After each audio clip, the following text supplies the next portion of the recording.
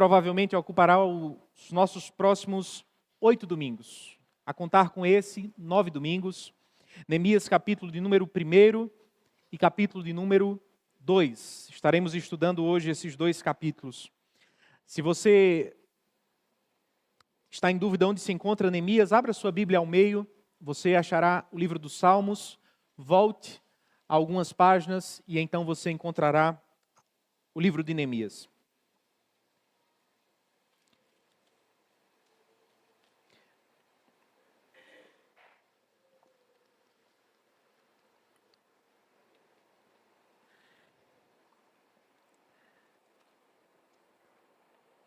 Neemias capítulo 1, verso 1, por hora, até o verso de número 5. Ou melhor, até o verso de número 4, irmãos. Oremos ao Senhor, leiamos o texto, melhor dizendo, nesse instante. Palavras de Neemias, filho de Acalias, no mês de Quisleu, no 20º ano, quando eu estava na cidadela de Suzã. Veio Anani, um dos meus irmãos, com alguns homens de Judá. Então lhes perguntei a respeito dos judeus que escaparam e que sobreviveram ao exílio e a respeito de Jerusalém. E eles me responderam: os restantes, os que sobreviveram ao exílio e se encontram lá na província, estão em grande miséria e humilhação. As muralhas de Jerusalém continuam em ruínas e os seus portões foram destruídos pelo fogo. Quando ouvi estas palavras, eu me sentei, chorei e lamentei por alguns dias. Fiquei jejuando e orando diante do Deus dos céus. Até aqui. Oremos ao Senhor mais uma vez. Deus, nós te pedimos nesse instante a tua graça sobre os nossos corações. Deus, a ação do teu Espírito Santo sobre os nossos ouvidos, sobre os nossos olhos, sobre a nossa mente. À medida que caminhamos por esta passagem, fala conosco, Senhor. Torna-nos sensíveis à tua voz. Capacita-me e capacita aos meus irmãos a compreenderem aquilo que o Senhor deseja falar aos nossos corações. Permite-me ser fiel ao teu texto. E ao passo que caminhamos por estas passagens, que possamos ter um encontro contigo. Ajuda-nos a enxergar a riqueza desta passagem e como ela nos aponta para o verdadeiro restaurador dos nossos corações, Cristo Jesus. É assim que nós oramos. Amém. Amém. Conforme a doutora em Antigo Testamento Nancy Guthrie escreveu, quando abrimos o livro de Neemias, nos deparamos com o quem, o que, o onde e o quando desta passagem. Neemias nos apresenta com clareza as questões mais importantes que precisamos saber logo de cara para compreendermos toda a mensagem do livro. Por quem ou quem escreveu, o seu nome era Neemias, conforme podemos perceber logo no início do capítulo 1. Tratava-se de um judeu que viveu longe de Jerusalém e, pelo que tudo indica, sequer chegou a ver Jerusalém com seus próprios olhos. A exemplo de Daniel, seus 3 amigos e a rainha Esther, Neemias não apenas sobreviveu no cativeiro, mas conseguiu ascender no império. Conseguiu ocupar uma posição de destaque, de importância, ganhando assim uma vida tranquila e próspera no regime da Pérsia. É isso que podemos perceber quando olhamos o versículo de número 11 da passagem e notamos que este era copeiro do rei. Diferentemente do que podemos pensar quando falamos sobre um copeiro ou pensamos a respeito de um, Neemias não era o equivalente a um garçom dos nossos dias. Ao invés disso, se pudéssemos equiparar a posição de Neemias a algumas das posições da nossa geração, dos nossos dias, quem sabe pudéssemos colocá-lo junto a um chefe de gabinete de uma grande autoridade de Estado, ou ainda como um próprio ministro de Estado. Afinal de contas, para ser um copeiro, alguém precisava nutrir a forte confiança do imperador. Ele precisava ser alguém do seu círculo mais íntimo, que desfrutava de uma relação de profunda confiança e segurança por parte daquele que lhe confiava tal função. Afinal de contas, a vida do imperador estava nas mãos do seu copeiro. Em dias como o de Artaxerxes, imperador da Pérsia naqueles dias, não faltavam inimigos que desejavam tomar os seus vários territórios, derrotar o rei, assumir o seu lugar. É por isso que copeiros existiam naqueles dias e foram tão importantes ao longo da história de muitos reis que se passaram. A função básica de um copeiro era provar os alimentos antes que o rei tivesse acesso a eles. De tal forma, se a comida estivesse envenenada, era o copeiro e não o rei que haveria de bater as botas. Pois bem, era esta a função que Neemias ocupava em seus dias. Aquela história de vida marcada por influência, status social e poder. Certamente descrevem um pouco, mas nem de longe, o todo ou ainda o mais importante da vida desse homem. Para além de um copeiro ou de alguém que havia ascendido no poder, a história de Neemias nos apresenta conexões com fatos que antecedem em muito o seu próprio nascimento. E é justamente nesse ponto que o quando e o onde do livro de Neemias surge diante de nós. Depois de colocar o seu povo na terra que havia prometido, Deus fez ao povo de Israel uma série de ricas promessas, assim também como uma série de poderosas e solenes advertências. Ele lhes prometeu a sua presença em meio àquele lugar repleto de inimigos. A promessa era clara: se vocês forem fiéis, eu estarei com vocês em todo o tempo. E os seus inimigos, por mais fortes que sejam, por maiores que sejam, por mais habilidosos nas artes de guerras que possam parecer, eles não conseguirão prevalecer diante de vocês. Todavia, se vocês desobedecerem a minha palavra, se esquecerem da minha vontade, dobrando-se aos outros deuses, rapidamente vocês haverão de ser subjugados por essas nações e espalhados por toda a terra. Pois bem, irmãos, depois de vários e vários anos, depois de vários e vários reis que sobem ao trono e caem do trono, em constante desobediência e rebelião ao Senhor, a promessa que Deus lhes havia dado foi cumprida. Inicialmente é isso que acontece com o reino do norte, cuja capital era Samaria. O texto nos informa que a mais poderosa nação daqueles dias, chamada de Assíria, invade o território do reino do norte, depõe o seu rei e espalha por entre as nações todo o povo. De tal forma que aquela nação antes, conhecida como a nação do Senhor, haveria de perder para sempre a sua identidade étnica, espalhando-se, misturando-se por entre os outros povos, jamais haveria de se reconstituir como uma nação. Ao invés de aprender com a sua nação irmã, o que o reino do sul, cuja capital era Judá, fez foi seguir os mesmos caminhos. E com o passar do tempo, de acordo com aquilo que disse Isaías, como consequência de adorar os falsos deuses que não respiram, que não enxergam e que não ouvem, eles se tornaram exatamente iguais, cegos, surdos para a vontade de Deus e para a realidade que estava diante dos seus próprios olhos. Como consequência, foram invadidos, desta vez não pelos assírios, mas pela nova potência mundial da época, a Babilônia, e foram igualmente espalhados ou retirados de sua terra. Todavia, há um ponto importante que precisamos tomar nota aqui. Diferentemente dos assírios, que utilizavam como estratégia de domínio o êxodo do povo da terra por entre várias nações, a fim de que estes perdessem por completo a sua identidade e deixassem de existir, a Babilônia utilizava uma estratégia diferente.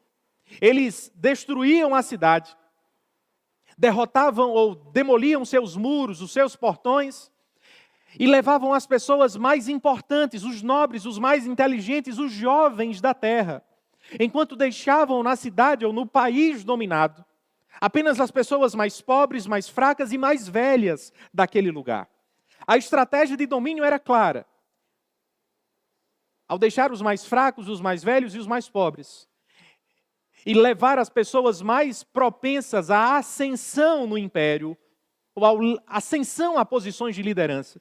Eles estavam eliminando possíveis montins, ao passo que também levavam a nova geração, que ao ser babilonizada ou alfabetizada de acordo com os princípios da Babilônia, haveriam de cumprir os propósitos do império.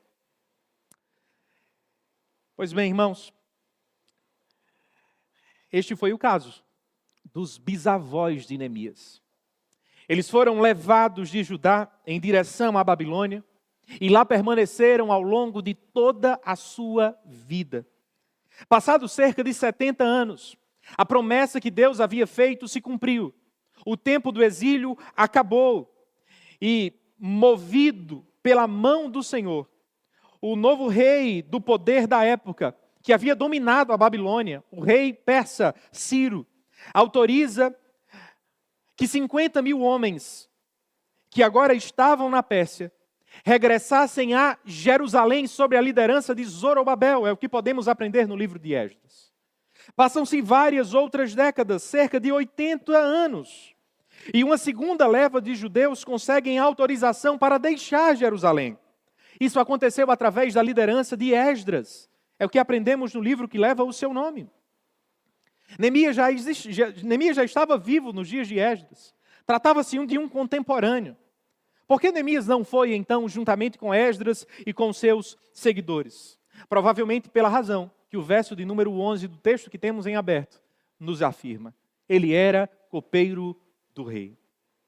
Passado 13 anos deste momento, desta segunda caravana que vai a Jerusalém, achamos-nos, finalmente, diante do texto que temos diante de nós.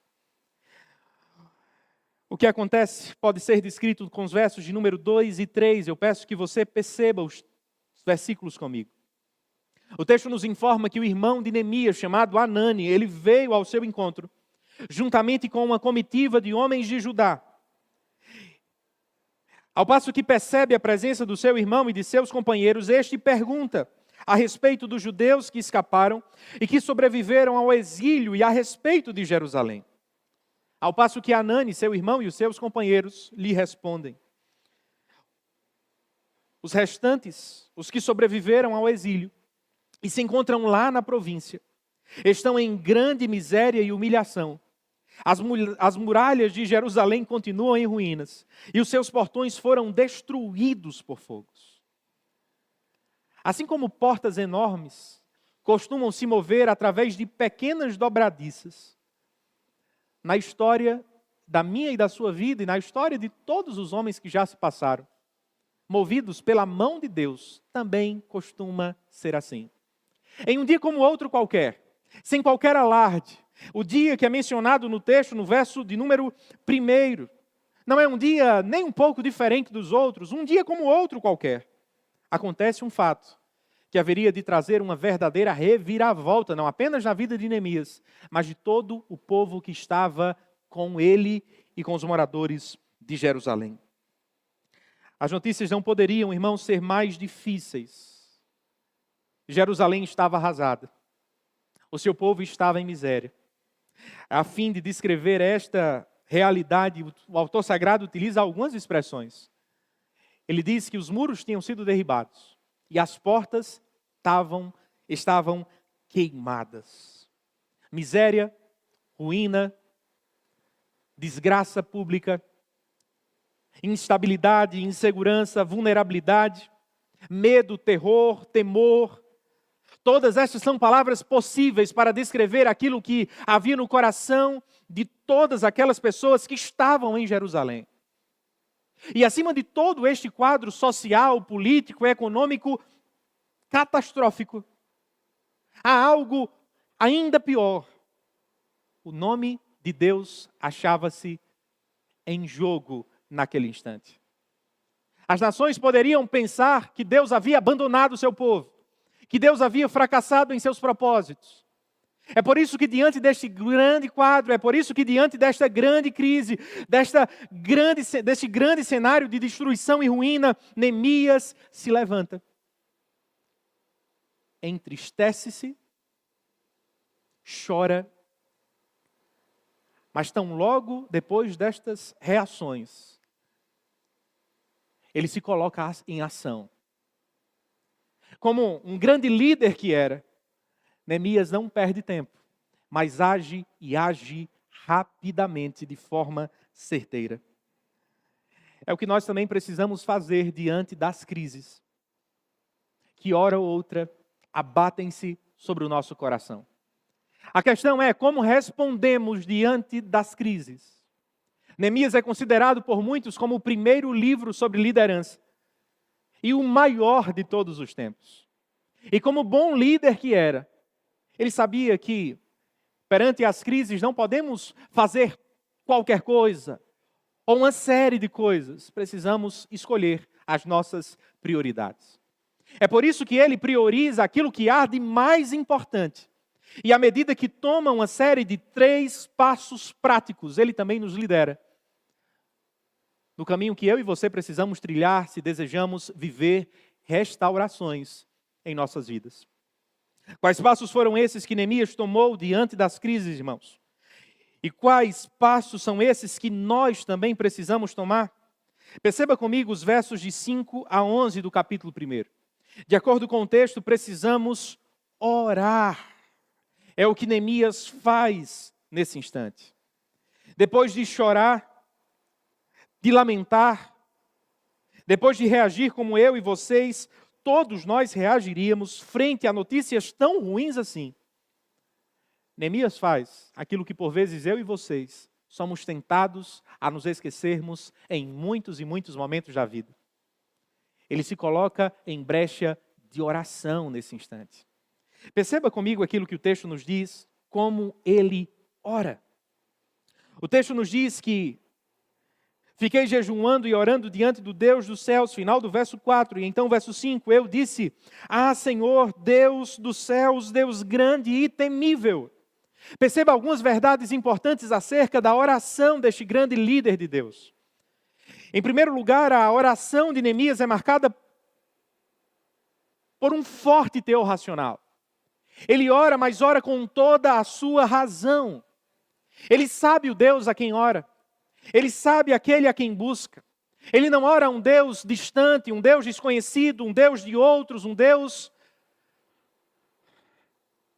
que não sabia o nome, que não conhecia a sua história, que não sabia a seu respeito.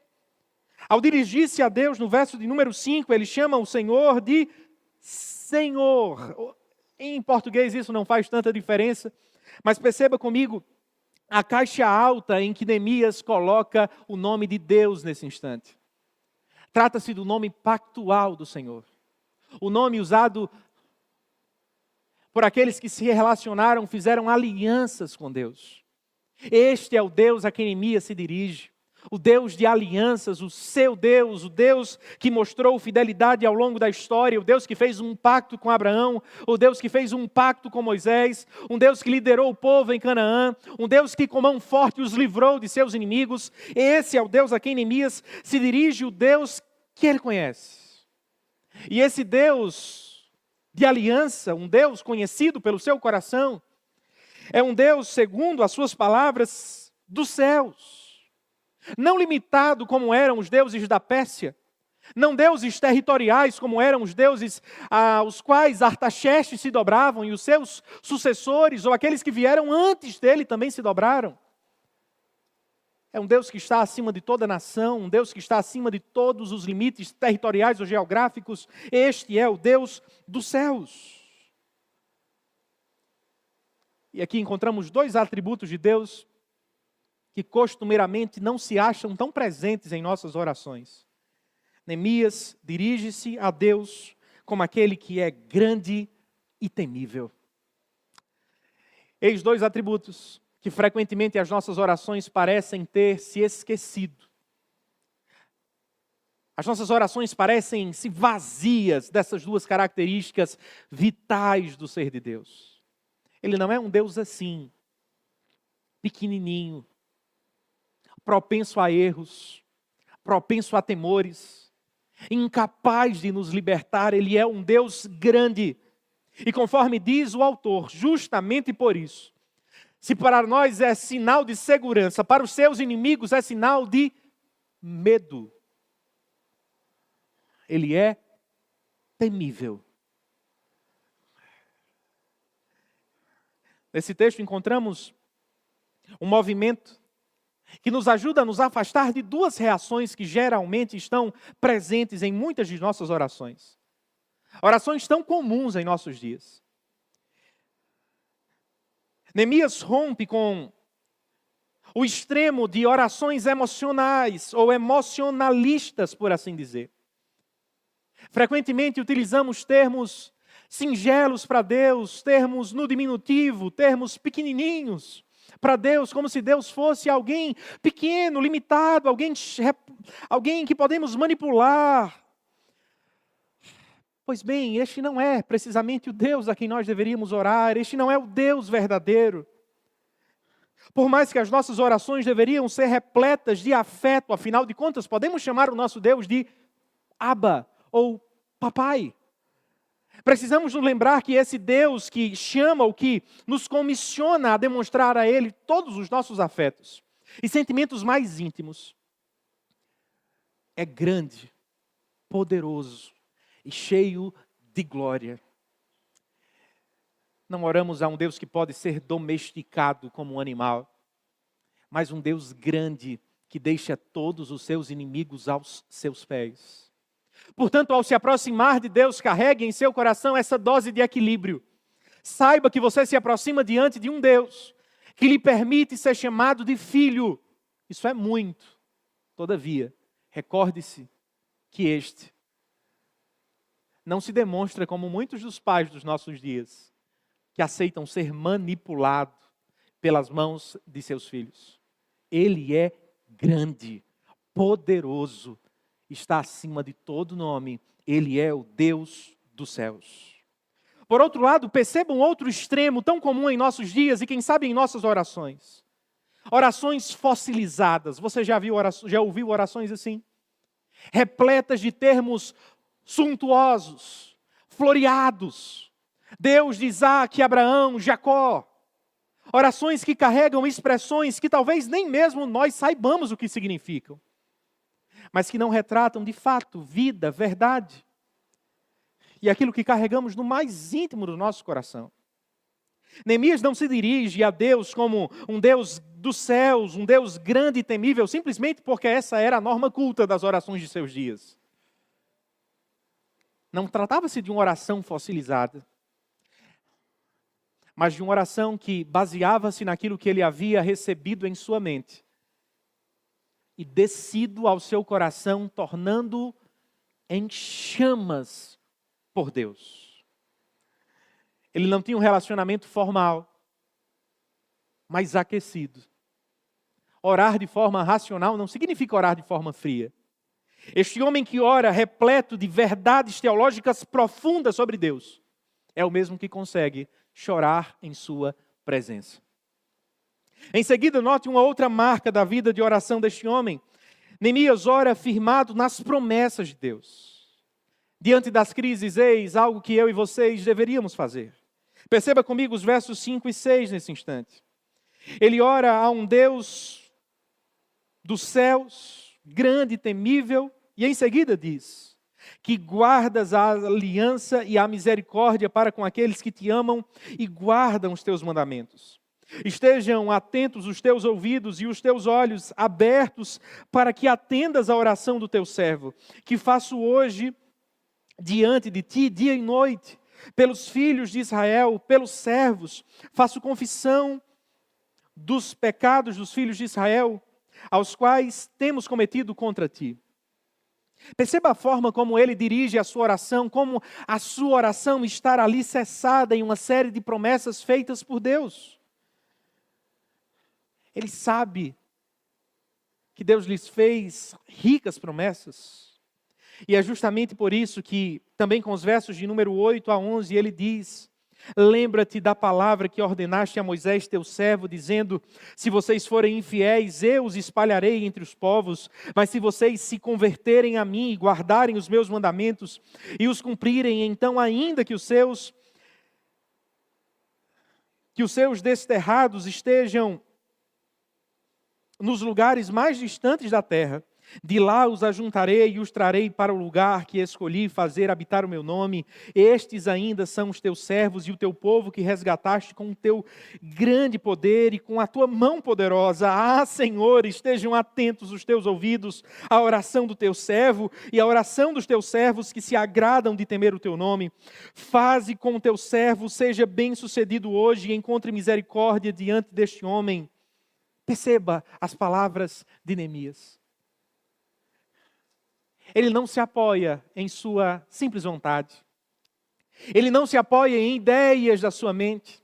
Em um caderno de oração que este escreveu para si de forma aleatória, sem qualquer reflexão. Ao invés disso, as orações deste homem se baseiam nas promessas de Deus. Ele volta-se para as promessas que Deus havia feito lá atrás e diz ao Senhor, de forma muito ousada: lembra-te, Senhor. Lembra-te do que dissestes aos teus servos. Parte da promessa de Deus havia se cumprido. Eles foram julgados por Deus. Conforme dos versos 8 a 11 lemos, foram desterrados por Deus, é verdade. Mas ousadamente, confiado nas suas promessas, Neemias pede o cumprimento da segunda parte da promessa. Lembra-te dos teus filhos. E traz cada um deles dos lugares mais distantes da terra. Nesse texto nós aprendemos uma lição preciosa acerca da oração. Um princípio de sabedoria que deveria caminhar conosco à medida que nós dobramos os nossos joelhos perante as crises da vida. Ao invés de formular as suas próprias orações baseado na sua mente, nos seus simples desejos, considere formular as suas orações baseadas nas promessas de Deus. Eis o segredo dos grandes homens e mulheres de oração da história. Eis o segredo das orações tão ousadas que estas pessoas fizeram. Orações essas que foram respondidas por Deus através da mudança de nações, da mudança de famílias, da mudança de realidades, da mudança de igrejas, da transformação de quadros sociais, da transformação de realidades que pareciam ser inalteráveis. Estes homens oraram ousadamente, alicerçados nas promessas de Deus. Talvez a razão das nossas orações não serem tão respondidas como gostaríamos que fossem é porque pedimos mal, como disse Tiago.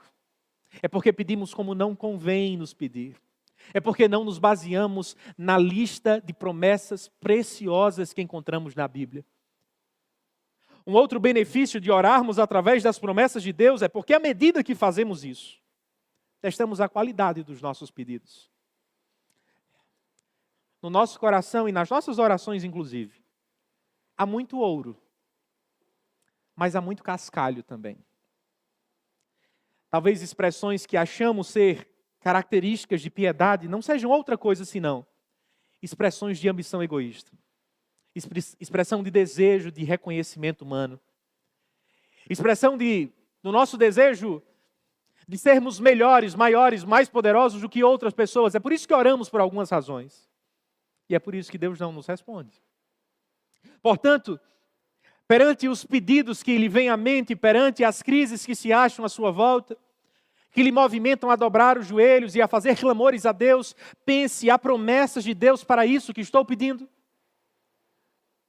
Se a crise é financeira, pergunte, há promessas de Deus que eu poderia alicerçar o meu coração a fim de confiar que Deus jamais haverá de me desamparar e haverá de suprir todas as minhas necessidades? Sim, há promessas, então oremos por isso. Há promessas de Deus que dizem a meu respeito que serei próspero nessa vida, que terei todos os meus desejos saciados, que ganharei mais e mais e mais dinheiro nesta terra e serei o homem mais poderoso do mundo. Não há nenhuma promessa quanto a isso. Quando pego o meu coração desejando orar por isso ou por coisas semelhantes a estas, percebo que muitos dos meus pedidos não é ouro, ou não são ouro, mas são cascalhos do velho homem que ainda habita em mim. Por isso testemos as nossas orações frente à promessa de Deus, ou às promessas de Deus. Em terceiro lugar, irmãos, veja uma outra característica da oração deste homem. Ele ora como um intercessor. É o que podemos perceber com os versos de número 6, parte final e versículo 7. Note como ele se identifica com o seu povo. Ele não diz que este povo pecou, mas que nós pecamos. Ele não fala que o erro fora dos seus conterrâneos, mas foi nosso. Nós abandonamos o Senhor, nós temos pecado contra ti, eu e a casa do meu pai pecamos. Note que marcas preciosas que deveriam também nos acompanhar à medida que oramos. Se desejamos orar e conhecer esse aspecto da oração, a oração de intercessão, precisamos nos vestir com as roupas das pessoas por quem oramos. Precisamos calçar as sandálias daquelas pessoas por quem desejamos ver as suas vidas transformadas. Se desejamos interceder pela nossa nação, precisamos nos dirigir a Deus não como fariseus, mas como publicanos, pecadores. Não dizendo, Senhor, julga esta nação, porque não são como eu sou.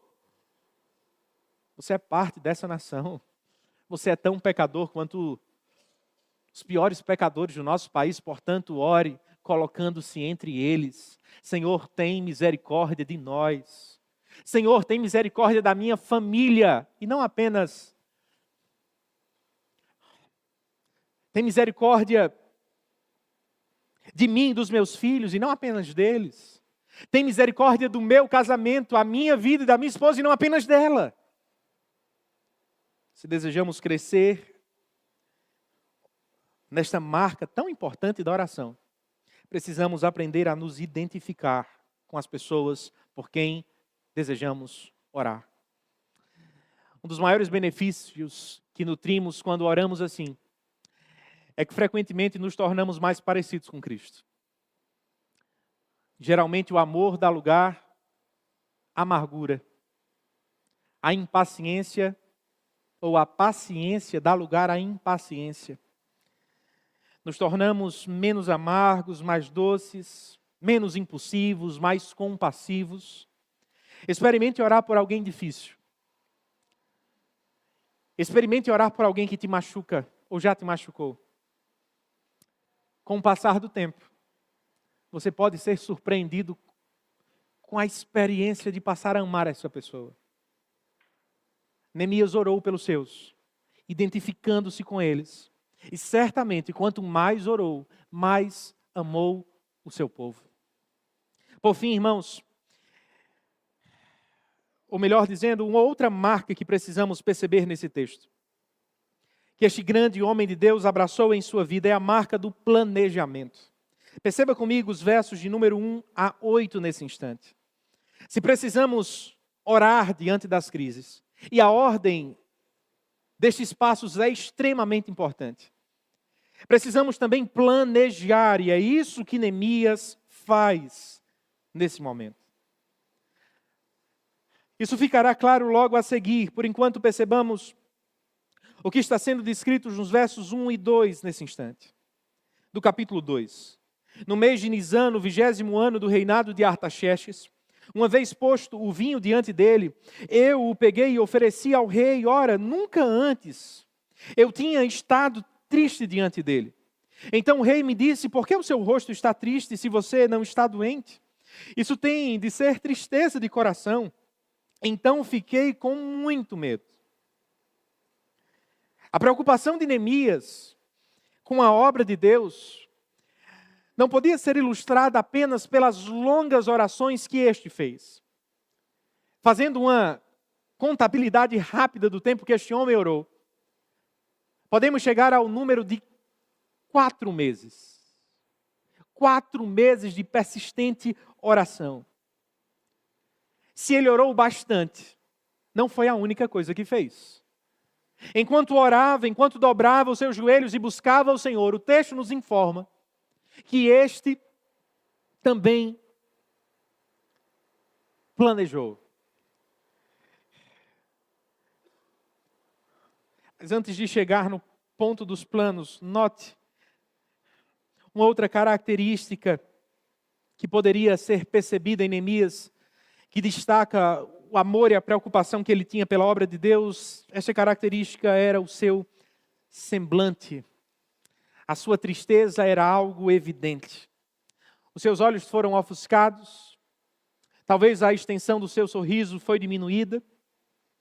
Se ele fosse um carpinteiro ou um chefe de guarda, talvez ele jamais fosse questionado por isso. Pelo menos não pelo imperador.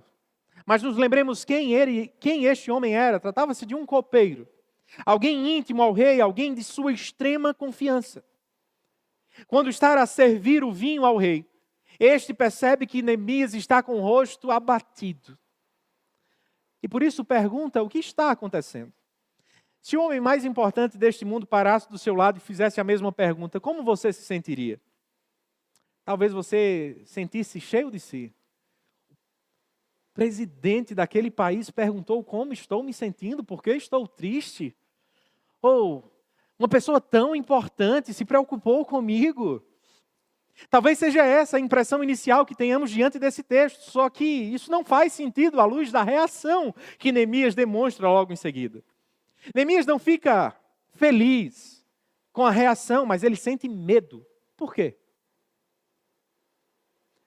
Porque a pergunta do rei não era baseada em empatia, afinidade, preocupação legítima com o bem-estar do seu copeiro, mas era baseado em medo, em temor. Era baseado nos manuais que este tinha lido ao longo de toda a sua vida e aprendido com a própria experiência dos seus antecessores que morreram. Manuais de contra-espionagem. E dentre as muitas informações que como rei ele precisava saber nesta arte, ele sabia que traidores costumam demonstrar a traição através de um semblante caído, através da mudança de fisionomia. E é por isso que o rei questiona: Neemias, o que está acontecendo com você? Por que o seu semblante está abatido? É por isso que Neemias fica amedrontado. E depois de rapidamente orar, a oração mais rápida da história, ele responde ao rei com o verso de número 3, perceba comigo. Demonstrando a lealdade ao imperador, ele diz que o rei viva para sempre. Não se tratavam de palavras jogadas ao vento, palavras sem sentido e que não vinham do coração. Antes, tratava-se de uma expressão da sua mais profunda convicção, certeza. Neemias não era um puxa-tapetes. Neemias não era um traidor. Ele não queria matar o rei. Ele era um servo fiel. Em segundo lugar, perceba, ele demonstra sabedoria prática em suas palavras. Note o que diz o restante do versículo 3. Como estaria triste o meu rosto, como não estaria triste o meu rosto se a cidade onde estão sepultados os meus pais estão em ruínas e os seus portões foram queimados. Perceba que Neemias apresenta o estado da cidade e do seu povo com fidelidade. Era realmente o que estava acontecendo naqueles dias. Mas ele não faz de toda forma, de qualquer jeito. Ele é sábio na forma como se dirige ao rei. Em última instância, irmãos, o culpado de tudo aquilo era Artaxerxes. Pelo que estudiosos apontam através de correlações com o livro de Esdras, já tinha existido uma tentativa de erguer os muros de Jerusalém. Todavia, em meio àquela tentativa, opositores se levantaram com artimanhas, com mentiras. Falaram que a razão da tentativa era a derrocada do imperador, era a oposição real. E como consequência disso, sem ao menos ouvir os construtores de Judá, Artaxerxes simplesmente paralisou a obra. Ou seja, ele poderia ter dito: rei, a culpa é sua, você não foi homem o suficiente para ouvir os dois lados, para saber quem tinha razão, você simplesmente deu ouvidos às primeiras palavras que aquelas pessoas que não tinham credibilidade disseram a nosso respeito. Foi isso que ele disse? Foi como respondeu diante do rei? Não. Isso demonstra sabedoria, irmãos. Ele escolhe as suas palavras, fala a verdade, mas sabe embalá-las bem a fim de ser correspondido como esperava. Perceba o versículo de número 4. E com ele a reação do rei. O rei me disse: o que você me pede agora? Da posição de suspeição, Neemias é voltado à posição de agraciado pelo homem mais poderoso daqueles dias. Ao passo que responde, depois de uma breve oração, as suas razões. Se o rei te perguntasse isso, o que você diria? Estaria pronto diante daquela pergunta? Saberia o que dizer?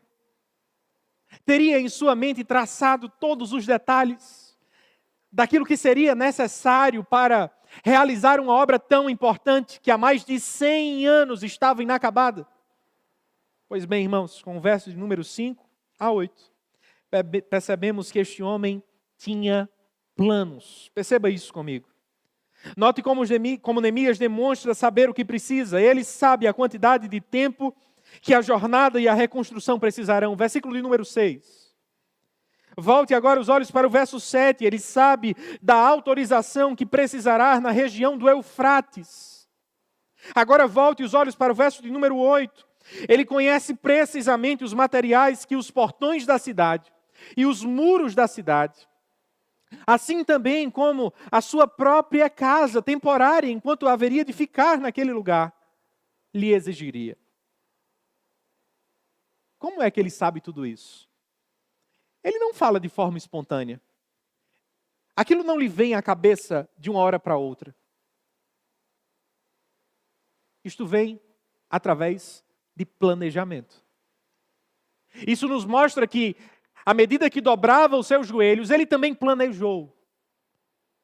À medida que buscava o Senhor, confiante no Senhor, dependente do Senhor, ele entendeu que lhe era necessário também aquecer a memória, traçar planos, estabelecer alvos, ter metas e metas muito claras.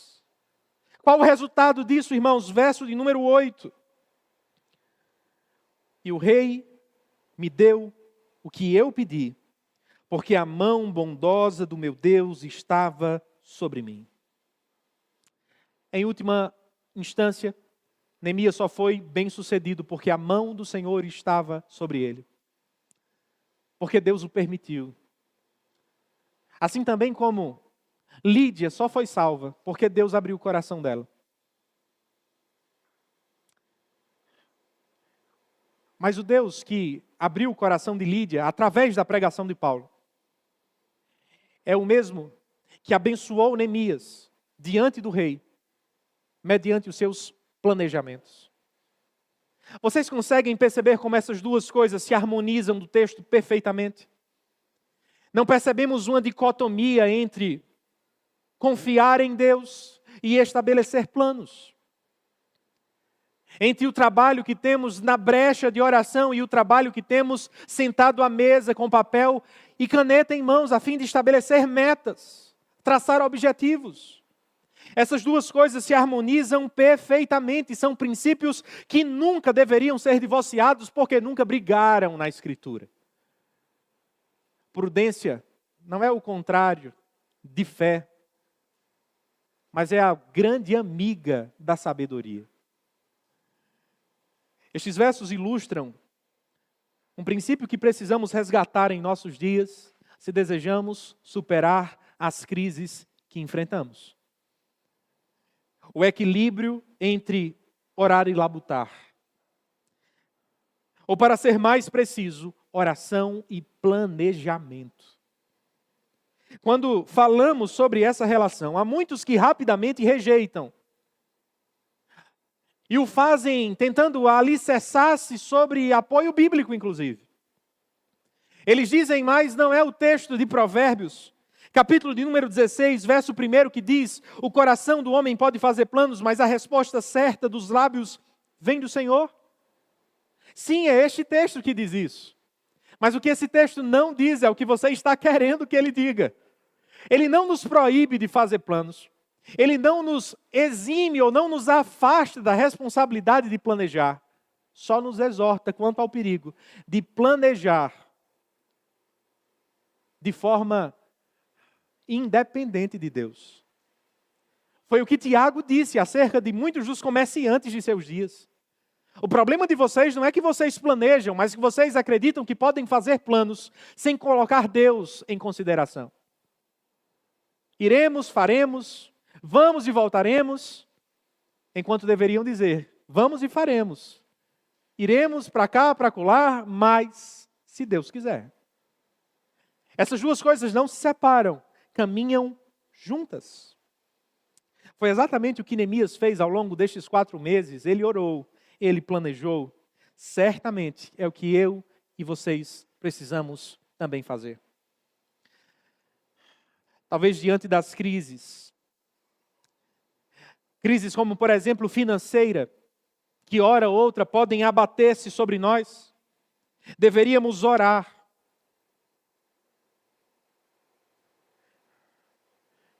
Mas planejar também. Talvez o seu problema não seja o diabo, como muitas igrejas pregam e querem nos fazer crer. Não seja o devorador que está sobre a sua casa, mas a sua falta de sabedoria, demonstrada pela ausência de planejamento doméstico. Planeje a restauração das suas finanças, portanto. À medida que ora, estabeleça planos concretos que começam com um trabalho duro. Eis o conselho de Provérbios: preguiçoso vai ter com a formiga. Seja diligente em sua profissão, busque ser o melhor no que faz. Desenvolva, cresça, aprimore os seus conhecimentos, estude mais, trabalhe com mais vigor, acorde mais cedo, esforce-se um pouco mais, corte gastos desnecessários. Lembre-se que você não precisa dar satisfações ou colocar a sua vida nos mesmos padrões de outras pessoas. Nós não somos o que vestimos, nós não somos o que comemos, nós não somos os lugares que vamos, por isso não nos preocupemos tanto em impressionar as pessoas com essas coisas. Vivamos em simplicidade. Em terceiro lugar, mas não menos importante, ao passo que faz essas duas coisas, lembre-se de recordar todos os dias ao seu coração quem de fato dita as regras em casa. Grite contra a avareza, lute contra a ganância, tendo um coração generoso. Você enfrenta lutas ou crises relacionadas ao seu relacionamento com o seu cônjuge? Pois bem, o seu problema não é uma suposta maldição hereditária, ou o olho gordo daquelas pessoas que não gostam de você e querem o seu mal. Não é porque alguém fez alguma obra de feitiçaria na sua vida, não. Talvez a razão seja ou esteja no fato que você tem demonstrado pouco tato em planejar e edificar o seu casamento a longo prazo. Portanto, ore, mas também planeje o seu casamento. Planeje a reestruturação, a restauração deste. Em passos práticos, plante as sementes do Espírito e não da carne na sua casa. Essas duas sementes são completamente diferentes. E haverão de fazer nascer em nossas famílias experiências drasticamente opostas. Se você plantar as sementes da carne como ira, como ressentimento, como ódio, como aspereza, como um coração rude, grosseiro, você colherá as mesmas experiências no seu cônjuge. Plante, semeie as sementes do Espírito, domínio próprio, amor, longanimidade. Talvez o fruto não nasça do dia para a noite, mas se for paciente, se fizer o seu papel, se cuidar desta plantação, certamente poderemos nos surpreender com frutos doces, deliciosos que Deus tem para as nossas vidas. Surpreenda o seu cônjuge. Certa vez me perguntaram, quando estávamos conversando sobre os livros que tinha lá em casa, pastor, qual foi o livro mais importante e mais difícil que você leu depois da Bíblia? Eu não disse, mas pensei, a minha esposa. E eu acho que ela poderia dizer também o meu marido. Todos os casados poderiam dizer o mesmo. Se há um livro que você deveria conhecer bem, é o livro do coração da pessoa que Deus te confiou. Você conhece bem? Você é especialista nesse livro. Muitas pessoas acham-se grandes e poderosas porque conhecem muito de muita coisa. Mas desconhecem a pessoa com quem dormem todos os dias. Você sabe o que agrada o seu cônjuge? Você sabe o que torna o seu dia mais feliz? Aquilo que estica o seu sorriso? Aquilo que alegra o seu coração? Aquilo que traz paz em meio a momentos de abatimento? Você conhece isso? Poderia falar em rápidas palavras a respeito do seu marido ou acerca da sua esposa? Você conhece o livro que Deus te confiou? Talvez ele goste de uma comida, talvez ela goste de um doce, talvez ele goste de uma experiência ou ela de outra. Conheça o seu cônjuge e surpreenda-o. Em terceiro lugar, torne claro o valor que possui, encarando como prioridade. Quantos casais têm semeado sementes de morte em seus casamentos, porque nunca viraram a chave da prioridade em suas vidas? Sempre há alguém ou algo mais importante, e não estou falando sobre Deus, do que o seu cônjuge. Há um evento mais importante, há uma pessoa mais importante, há um compromisso mais necessário, há uma responsabilidade mais urgente. E quando mal nos damos conta, nosso casamento pode achar-se como as muralhas de Jerusalém achavam-se naquele momento, em ruínas. No verso do seu boletim informativo há algumas sugestões de livros e uma delas pode te ajudar bastante neste assunto. O título é sugestivo, é jocoso, mas é precioso. Adquira esse livro, invista esse livro, surpreenda o seu cônjuge. Alguns têm passado por crises na família e quem sabe com um filho, com pais, com irmãos. Este cenário pode ser o atual, mas não precisa ser o último na sua experiência. Não precisa ser a realidade final da vida e do relacionamento que vocês nutrem.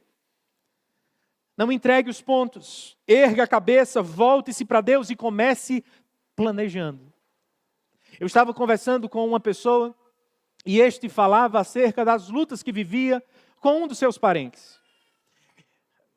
Relatou os problemas, as dificuldades, quão difícil era a convivência. Quando perguntei o que ele poderia fazer para melhorar, ele me respondeu: pastor, é difícil, porque não trata-se apenas do que posso fazer, mas do que o outro precisa fazer. Em uma ordem de escala seria como que 80-20. 80% é problema dele, 20% meu. Eu discordei profundamente, mas não disse. Os problemas que eu e vocês enfrentamos em nossos relacionamentos são 50-50. Todos nós temos igual dose de culpa. Mas mesmo que fosse 80-20 ou 50-50, ao invés de entregar-se os pontos pelos 50 ou pelos 80 que nada pode fazer, por que não lutar pelos 20 que estão diante de você? Por que não lutar para ser alguém melhor nestes 20% que te cabe como responsabilidade? Para ser um marido melhor, para ser um filho melhor, para ser um pai melhor. O que está contido nestes 20% que Deus cobra de nós a responsabilidade? Talvez hoje você poderia fazer uma ligação. Quem sabe hoje poderia bater na porta do quarto do seu filho, pedir perdão e lhe dar um abraço. Quem sabe poderia preparar uma refeição e intencionalmente levar a conversa a fim de pedir perdão e buscar reconciliação. Enfim, quais são as áreas, quais são os passos que nós podemos dar? Eu não sei quais passos são esses, mas o que sei é que tudo isso só será possível se nós começarmos com planejamento. Em terceiro lugar, irmãos, percebamos uma última marca deste grande líder. Se precisamos orar, se precisamos planejar, nos é necessário também agir. E é isto que encontramos dos versos 9 a 20 no texto que temos diante de nós. Após longos meses de oração e planejamento, encontramos um homem pronto a tomar iniciativas concretas a fim de cumprir aquilo que agora lhe era possível, após ter a autorização do rei em suas mãos. Após receber essa autorização, versículo de número 9, uma realidade que seria companheira constante de seu ministério, surge em cena: a oposição. Por sinal, esta é uma marca que não apenas Neemias haveria de enfrentar, mas que eu e vocês e todos aqueles que lutarem pela restauração haverão de encontrar ao longo do caminho. Para ser mais específico, a oposição veio de dois homens importantes que tinham bom trânsito nos corredores do poder da época. Os seus nomes eram Tobias e Sanbalate. Nós não haveremos de caminhar muito ou falar muito sobre eles hoje. São cenas para os próximos capítulos. Por ora, fiquemos naquilo que nos diz o verso de número 10. Vejamos a razão pela qual aqueles homens eram tão contrários a Neemias. Eles odiavam Neemias, porque este se preocupava com o bem dos filhos de Israel. O ódio daqueles homens, em última instância, não era contra Neemias, mas contra aquilo que ele representava e desejava fazer. Quem sabe por isso, ciente da oposição que haveria de vir de homens poderosos como Sanbalate e Tobias, este homem toma passos concretos de prudência. Versos de número 11 a 16, nesse instante.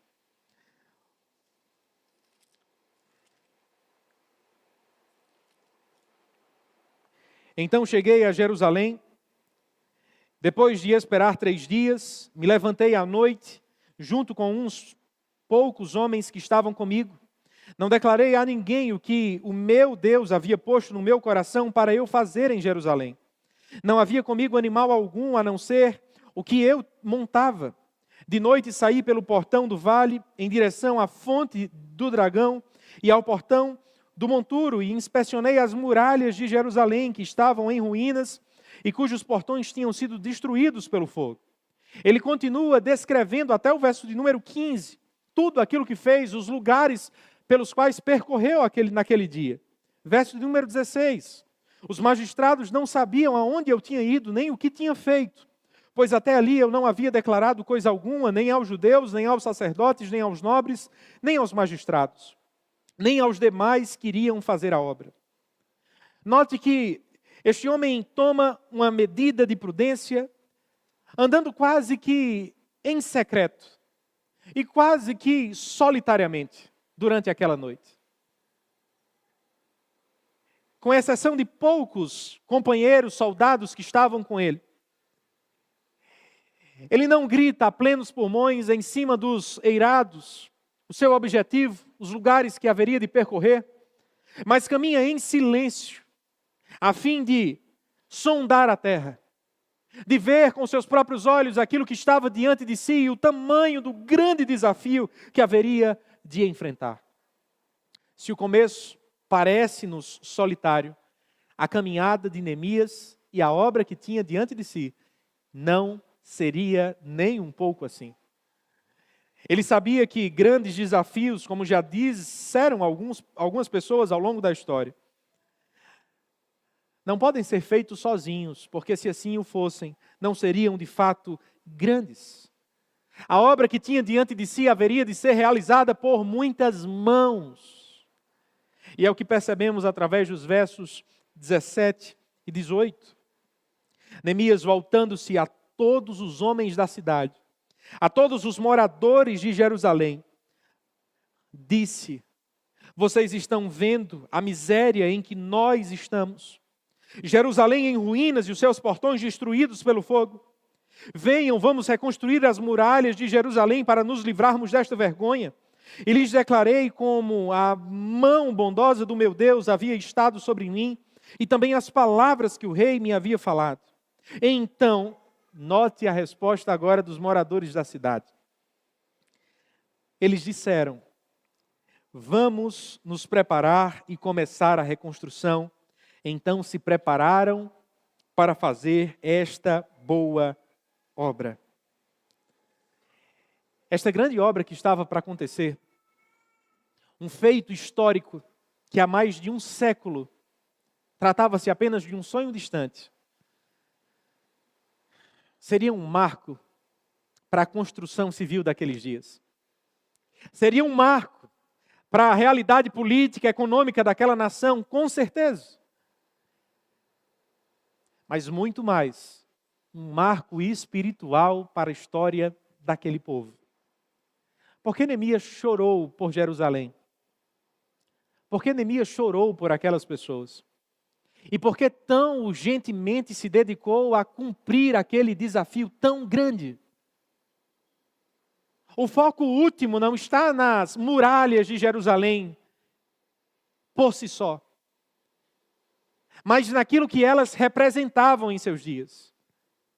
Deus havia constituído um povo dentre todas as nações da terra, onde a sua presença haveria de ser manifestada, onde a sua glória haveria de ser conhecida, onde o seu nome haveria de ser espalhado por entre todos os povos da terra. A destruição de Jerusalém, perceber as muralhas caídas, os portões queimados, por tanto tempo, era perceber um ataque ao próprio nome de Deus, à glória de Deus, ao propósito que Deus tinha estabelecido lá atrás, quando constituiu Israel para ser o seu povo, a sua nação. A reconstrução de Jerusalém apontava para algo muito maior do que os olhos daquelas pessoas poderiam enxergar naquele momento. O nome de Deus não é mais representado por um monte, irmãos. Não está mais preso em uma cidade específica ou nação da terra. Não há templos ou muralhas que precisemos construir a fim de honrar o nome de Deus, como aquelas pessoas precisaram em seus dias. E isto porque Deus está envolvido em uma grande obra, que tem por propósito construir um edifício, mas não é edifício como esse, de pedra, cimento e barro, mas um edifício de pedras vivas. Edifício este que não é outra coisa senão um povo espalhado por todas as nações da terra, que acreditam, em meio a tantas diferenças, em uma única verdade: Cristo Jesus como Salvador de seus corações. Esta é a grande obra de reconstrução que o Evangelho está promovendo, não apenas em Porto Velho, não apenas nesse estado, não apenas neste país, mas ao redor de todas as nações, e isto até que Cristo volte. Eis o que está acontecendo em nossos dias, eis o que Cristo Jesus tem feito e o propósito de Deus desde o início de todas as coisas. Eis o que Deus tem feito no seu coração, no meu coração, ao nos chamar das trevas e nos transportar para o reino da sua gloriosa luz. E pouco a pouco, dia a dia, transformar o meu e o seu coração à imagem de seu maravilhoso Filho. Eis a grande obra de reconstrução que acha-se em realização em nossos dias. Diante de uma obra tão grande, Neemias não poderia fazer isto sozinho. Será que nós conseguimos? Cristo tem operado no meu e no seu coração a imagem dele, pouco a pouco. Ele está nos lapidando.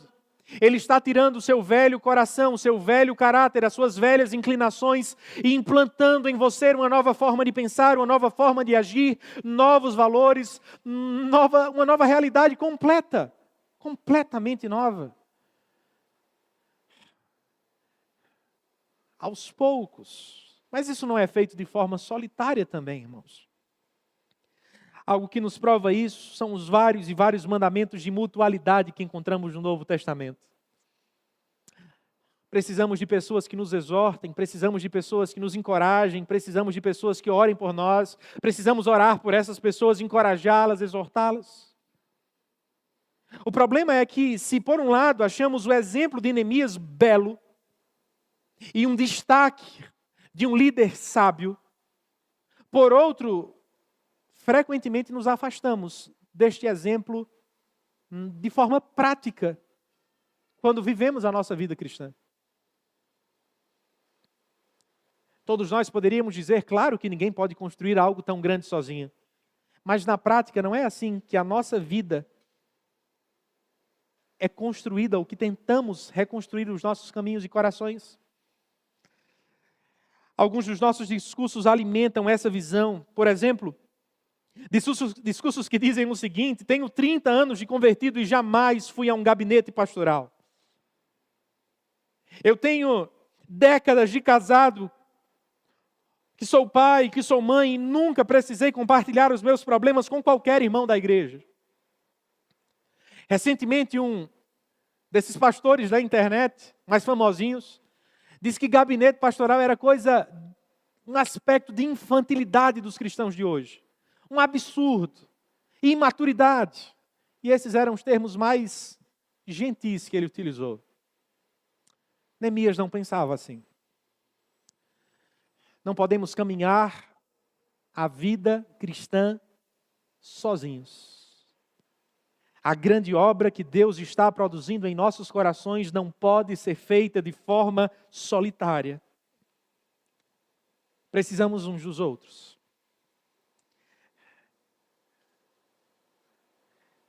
A questão é, você já pediu ajuda? Já abriu o coração para partilhar as lutas que tem passado no casamento? Com seus filhos? No seu trabalho? No campo financeiro? Não temos a expectativa que, à medida que compartilhamos os nossos problemas, a pessoa que nos recebe, o nosso irmão em Cristo, a nossa irmã em Cristo, terá todas as respostas que precisamos.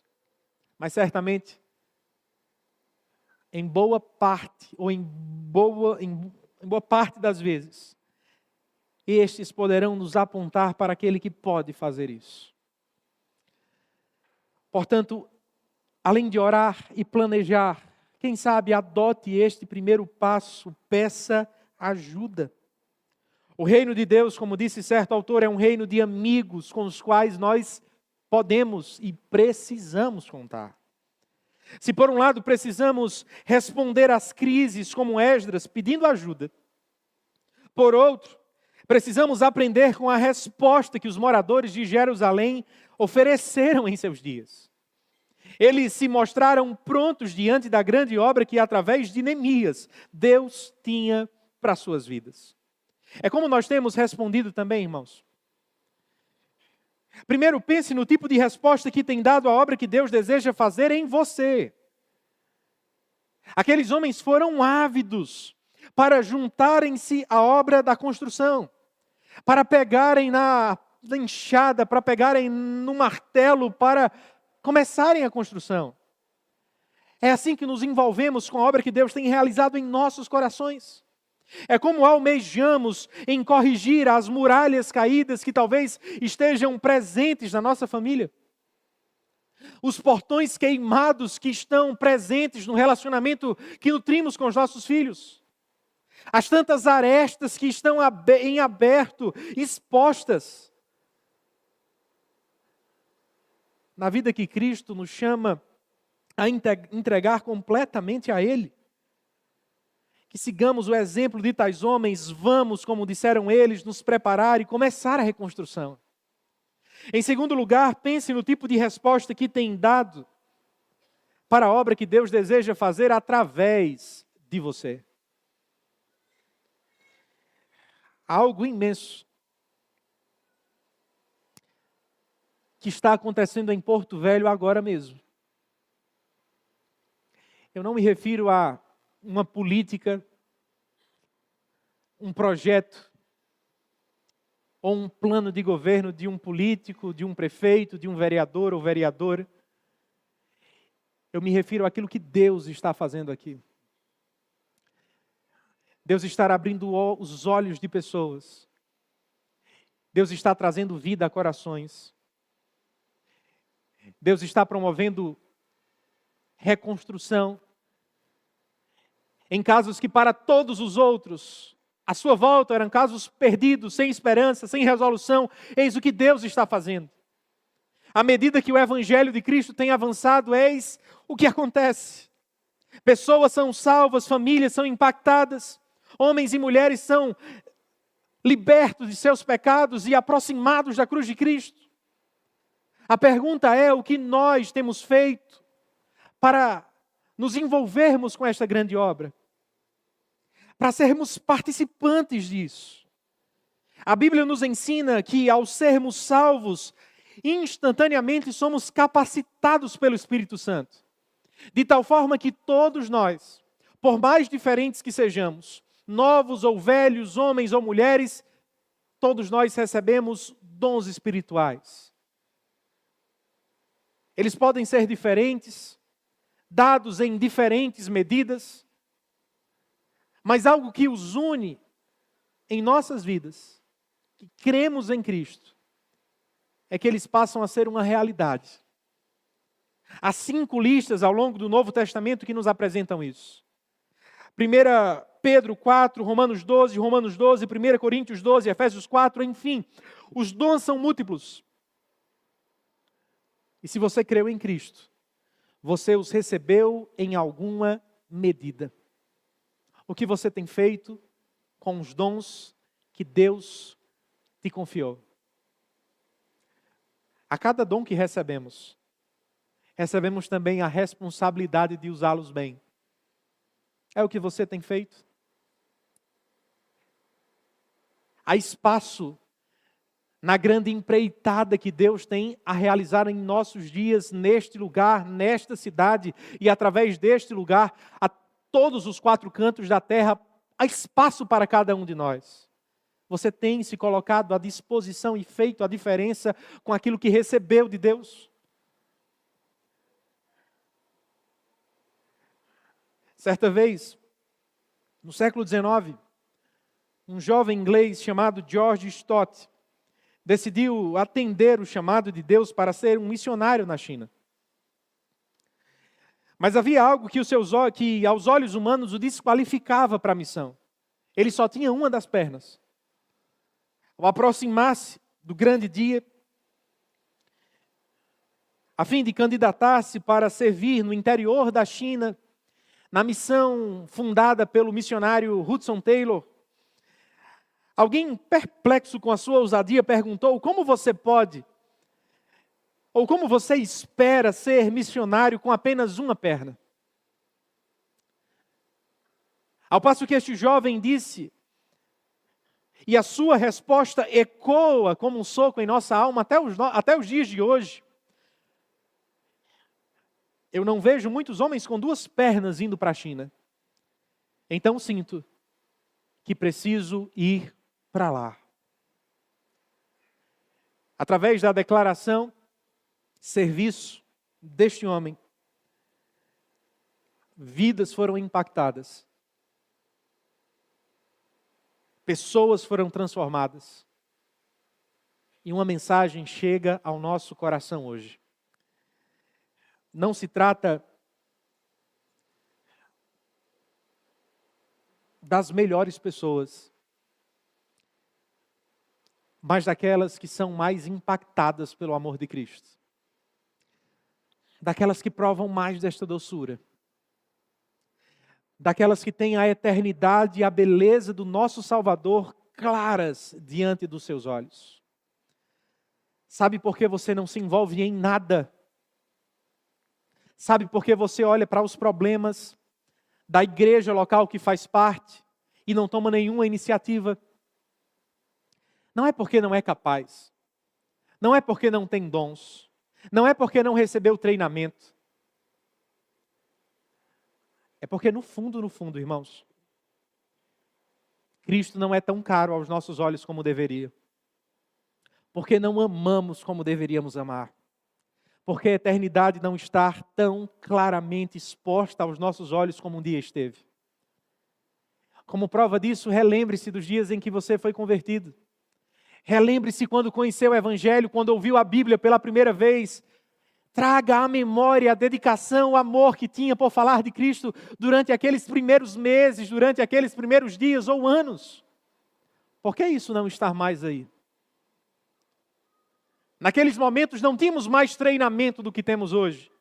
Não sabíamos mais teologia do que sabemos hoje. Apenas éramos mais encantados com o conhecimento de Deus que tínhamos do que somos hoje. Que o Senhor nos ajude a entregar o nosso coração para a grande obra que Ele está realizando e deseja nos tornar instrumentos para a glória e louvor do Seu nome. Ao olhar para as muralhas de Jerusalém, você encontra um reflexo do seu coração, daquilo que experimenta na sua casa, na sua família, das circunstâncias que se acham à sua volta. Nesta noite precisamos de alguém melhor do que Neemias. Precisamos de alguém melhor do que aquele ou aquela que nos deparamos constantemente no espelho. Precisamos olhar para Cristo Jesus. Ele é o reconstrutor que os nossos corações precisam. E para fazer isso, Ele foi a uma obra de madeira, a cruz do Calvário. Entregou-se naquele maldito lugar. E ao terceiro dia ressuscitou dentre os mortos. Para te reconstruir. Não de fora para dentro, mas de dentro para fora. Para lhe dar nova vida. Para te encher de esperança. Para construir em você algo completamente novo do que eu e vocês jamais seríamos capazes de fazer. É por isso que estamos hoje neste domingo aqui. É por isso que celebramos o que celebramos hoje pela manhã. É por isso que todos os domingos nós nos encontramos. Nos encontramos porque Cristo tem feito e fará uma grande obra de reconstrução em nossas vidas. Se deseja tornar-se parte disso, derrame o seu coração diante dele, peça a sua graça e com seus limites, com as suas dificuldades, com as suas impossibilidades, incapacidades, simplesmente renda-se aos seus pés. E deixe que o verdadeiro reconstrutor faça uma grande obra em você. Eu queria te convidar nesse instante a fechar os seus olhos, colocar-se em pé.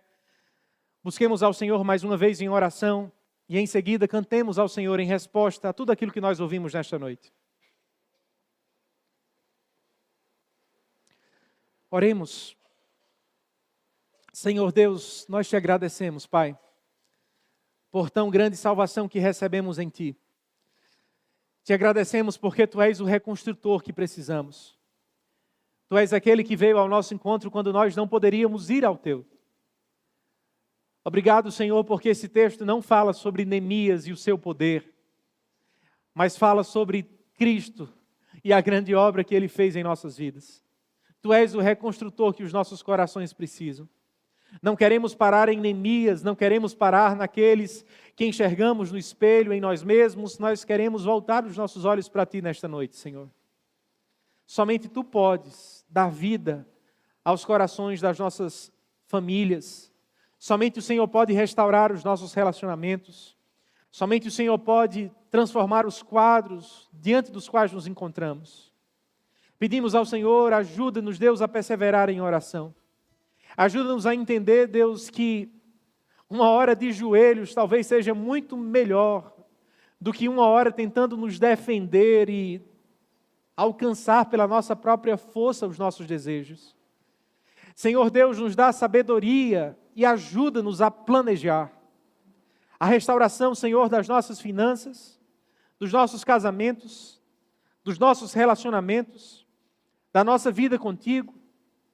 Deus, ajuda-nos a, em dependência do Senhor, buscarmos a Ti em oração, a fim de fazermos planos sábios, Pai, cheios da Tua sabedoria, alicerçados na Tua palavra. E que estes planos sejam traduzidos em transformação para as nossas vidas e para a vida dos nossos. Dar-nos sabedoria, Senhor, também na hora de agir. Ajuda-nos, Deus, a sermos humildes e pedirmos ajuda. Senhor Deus, ajuda-nos a sermos a ajuda que outros precisam. Ajuda-nos a sermos auxílios na grande obra de reconstrução que o Senhor tem feito ao redor de toda a terra, à medida que o Senhor tem chamado um povo para se chamar de teu. Nós queremos fazer parte disso. Encanta-nos com a tua beleza. Abre os nossos olhos para a tua santidade, para a tua verdade, e que possamos responder à verdade que conhecemos do Senhor, proclamando, servindo, nos envolvendo com a tua obra, isto para a glória de Deus. Deus, carrega-nos com a tua palavra ao longo desta semana e nos permite orar, planejar e agir para o louvor do teu nome e para o bem e a alegria dos nossos corações. Em nome de Jesus. Amém. Cantemos ao Senhor neste momento. Louvemos a Ele com todo o nosso coração.